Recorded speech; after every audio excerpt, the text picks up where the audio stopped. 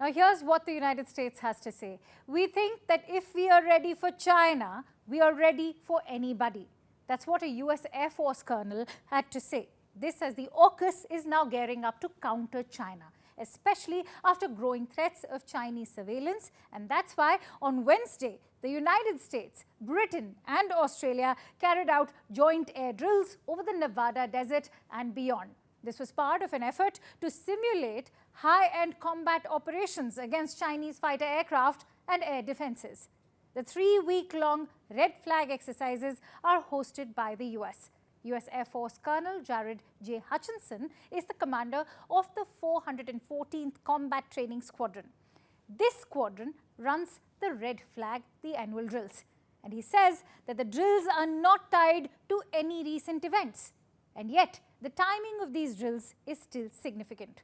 On Saturday, a U.S. fighter jet shot down a suspected Chinese spy balloon off the coast of South Carolina, hiking tensions, especially between the United States and China. At the heart of this drill was addressing the vast distances that the United States, Britain and Australia would contend with when operating across the Pacific and improving interoperability of the three countries' air forces.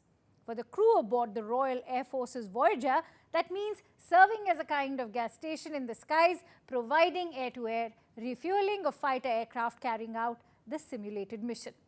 The Pentagon, in the meantime, has voiced growing concern in recent years about pressure by Beijing on self-ruled Taiwan, an island that China sees as a breakaway province. Beyond the tanker aircraft, Britain also flew Eurofighter Typhoon fighter jets in these exercises. Australia contributed EA-18G Growler aircraft, according to data provided by the Red Flag organizers.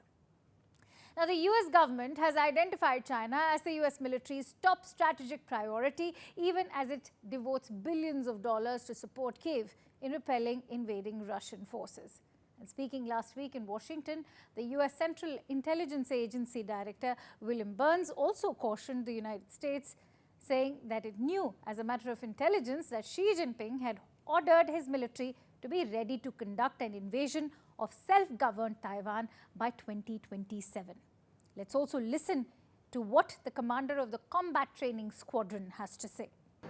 So for this event, we are training in accordance with the National Defense Strategy Pacing Challenge. And in that case, for this exercise, it is the Chinese threat. We're not necessarily reacting to any recent political events. It's just the pacing challenge that we train to so that we're ready for whether it be an Indo-PACOM threat or a EUCOM threat or a CENTCOM threat. We think that if we're ready for China, we're ready for anybody. Interestingly, the United States held briefings in Washington and Beijing with foreign diplomats from 40 nations. Needless to say, they were about the Chinese spy balloon that was shot down by a U.S. fighter jet on Saturday. The U.S. Secretary of State Antony Blinken said that the U.S. had information that what was shot down was not a weather balloon, but in fact, as that has been a claim made by Beijing, but the U.S. claims that it was an airship that was used for espionage. Here's the report. Who's responsible for that? China is. U.S. Secretary of State Antony Blinken said on Wednesday that the United States shared information it obtained about China's spy balloon with dozens of countries around the world. Information the U.S. says demonstrates that it was not a weather balloon as Beijing has claimed, but an airship that was used for espionage. We are getting more information almost by the hour as we continue to work to salvage the balloon. We're learning from that. And as well, we're learning from what we saw and picked up as the balloon traversed the United States. The U.S. held the briefings in Washington and Beijing earlier this week about the balloon it shot down off the coast of South Carolina over the weekend and presented its findings to nearly 150 foreign diplomats across 40 nations. Blinken, who postponed a visit to China because of the incident, said Chinese spy balloons have flown over several other countries, too. The United States was not the only target of this broader program, which has violated the sovereignty of countries across 5 continents. At the news conference with Blinken was NATO Secretary General Jens Stoltenberg, who said the incident confirmed a pattern of behavior exhibited by China. So we just have to be vigilant. We need to be aware of the constant risk of Chinese intelligence and then step up what we do to protect ourselves. The Pentagon confirmed on Wednesday that 4 previous Chinese spy balloons flew over the U.S., but spokesman Brigadier General Patrick Ryder would not elaborate. Are they over what you would call sensitive sites? Again, I'm not going to. They were over sites that would be of interest to the Chinese, but I'm not going to go into the specifics, David. The Pentagon said previous balloons flew over the U.S. at least 3 times during the administration of Donald Trump and 1 previously under President Joe Biden. We know that they were looking to surveil strategic sites, to include some of our strategic bases in the continental United States. Ryder said U.S. Navy ships were continuing to recover the remnants of the Chinese spy balloon, which one U.S. official said was 200 feet tall with a payload underneath that weighed a couple thousand pounds. And not just that, Pentagon spokesman Brigadier General Patrick Ryder has said that the United States was aware of the 4 past flights, and that was before it detected the latest Chinese balloon prior to its arrival over Alaska on 28th of January. These passed over sites that would be of interest to the Chinese. That's what the Pentagon has to say. Here's more. U.S. Northcom continues their recovery operations in support of the recent takedown of the Chinese high-altitude surveillance balloon. As of today, recovery operations of the balloon and the payload continue without issue.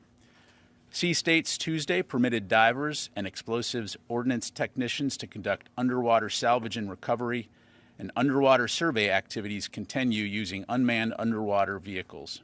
We are aware that there have been 4 previous balloons that have gone over U.S. territory.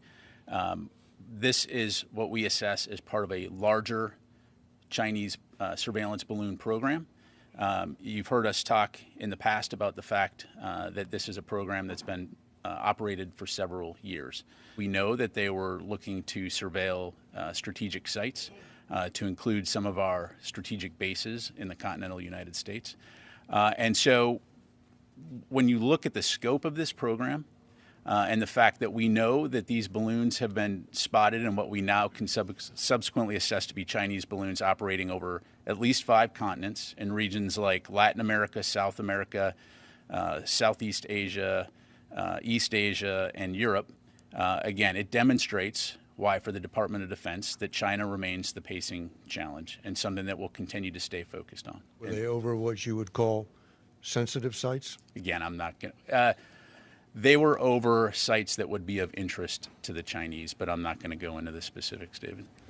But the U.S. President Joe Biden's reaction has been rather surprising. In an interview to PBS NewsHour on Wednesday, the U.S. President said that relations with China have not taken a big hit and that the United States would still compete with Beijing. Let's listen in. Have relations now between the U.S. and China taken a big hit, frankly? No. You know, there were several of these balloons that during the last administration didn't even know they were there. Can you think of any other world leader who trade places with Xi Jinping? Not a joke. Can you think of any? Who would? I can't think of one. This man has enormous problems. He has also great potential. But so far, he has an economy that's not functioning very well. He's in a situation where he is, for example, you know, everybody assumed that China would be all in with Russia and Ukraine. Helping some, but they're not all in. Matter of fact, I called him this summer to say, this is not a threat, just an observation. Look what's happened to Russia. 600 American corporations have pulled out of Russia, from McDonald's to Exxon. And I said, you've told me all along that the reason why you need a relationship with the United States and Europe is so they invest in China. I said, who's going to invest in China if you engage in the same kind of deal? You notice there's not been much going on. And that's all I have for you in this special presentation on YouTube. Thank you so much for watching News 18.